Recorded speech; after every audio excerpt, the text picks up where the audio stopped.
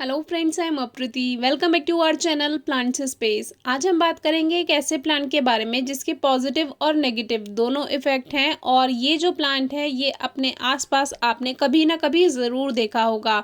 तो ये कहलाता है लैंटाना, जो कि खूबसूरत फूल देने वाला प्लांट है। और इसको कहीं कहीं पर पंचफूली भी कहा जाता है, क्योंकि इसके जो फूल होते हैं वो कुछ शेडेड होते हैं, तो इसीलिए शायद 5 कलर के रंगों की वजह से इसको पंचफूली भी कह देते होंगे। तो इसमें जब फूल आना शुरू होता है तो बहुत छोटी छोटी कलियां होती हैं, फिर साइड साइड से इसमें फूल खिलना शुरू होते हैं और फिर वहीं से ही इसमें सीड्स बन जाते हैं। और सीड्स इसमें देखने में बिल्कुल ऐसे लगते हैं जैसे देखने में काली मिर्च होती है, जो गोल वाली होती है दखनी मिर्च, बिल्कुल देखने में उसकी तरह होते हैं। लेकिन ये प्लांट पॉइजनस भी होता है, यानी ये प्लांट जहरीला होता है और इंसानों के लिए और जानवरों के लिए ये परेशानी पैदा कर सकता है। इससे त्वचा रोग भी होते हैं, यानी जो स्किन डिजीज होती हैं वो हो जाती हैं बहुत से लोगों को। और आजकल तो ये हमारे लिए एक खतरा भी बन चुका है, क्योंकि एक समय में ये भारत में नहीं था। 200 साल पहले ये भारत में आया, लगभग 1809-1810 के आसपास। और तब से ये भारत में फैलना शुरू हो गया, क्योंकि इसमें पहले फूल खिलते हैं, फिर बीज बनते हैं। बीज पहले हरे होते हैं और फिर वो काले रंग के हो जाते हैं, जिसको पक्षी खाते हैं। और जब वो एक से दूसरी जगह जाकर बीट करते हैं तो उनसे ये जो बीज हैं इनके एक से दूसरी जगह पहुंच जाते हैं। और आज ये हाल है कि लगभग भारत के 50% प्राकृतिक क्षेत्र को इस लैंटाना प्लांट ने कवर कर लिया है। फ़ायदा तो इसका ये है कि ये काफ़ी सारे बर्ड्स को, काफ़ी सारे जो पॉलिनेटर्स हैं उनको आश्रय देता है। पक्षी इसमें अपना बसेरा कर लेते हैं, क्योंकि ये झाड़ी जैसा बन जाता है। और जो पॉलिनेटर्स हैं जैसे तितलियां हैं, मधुमक्खियां हैं, तो उनको इनके फूलों का रस मिल जाता है। लेकिन नुकसान इसमें ये है कि ये जो प्राकृतिक क्षेत्र है उसको कवर करता जा रहा है, जंगलों में फैलता जा रहा है। और जो मूल पौधे हैं, मूल स्पीशीज हैं जिन प्लांट्स की या घास वगैरह की, वो खत्म होती जा रही हैं, जिनको जो जानवर होते हैं वो खाते हैं, तो वो खत्म होते जा रहे हैं पेड़ पौधे, क्योंकि उसकी जगह ये लेता जा रहा है। और अपने आसपास ये फिर किसी को झाड़ी बना लेता है, फैला लेता है, तो ये किसी प्लांट को फैलने नहीं देता। बाकी इस पे तितलियां मंडराती हुई आपको दिखाई दे ही रही होंगी।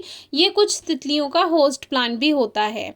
तो हर प्लांट के कुछ फायदे कुछ नुकसान तो होते ही हैं, लेकिन इसमें ज़्यादा नुकसान है क्योंकि आपके प्राकृतिक प्लांट्स खत्म होते जा रहे हैं, जो नेचुरल प्लांट्स हैं, तो उसमें ये बहुत बड़ी समस्या पैदा कर रहा है। अब देखिए, सीड्स तो इसमें इतने सारे बन जाते हैं कि कुछ इस तरह से, पहले ये हरे होते हैं, फिर ये ब्लैक होते हैं, फिर सूख कर कुछ इस तरह से होते हैं और ये फैल जाते हैं, फिर ये कभी खत्म नहीं होते। आपने आसपास अपने कोई खाली प्लॉट्स वगैरह देखे होंगे, तो वहाँ पे ये चारों ओर फैला हुआ है और इसमें ईचिंग होती है। अगर ये प्लांट आपके हाथ से या स्किन से टच हो जाए तो आपने कभी ना कभी महसूस ज़रूर किया होगा।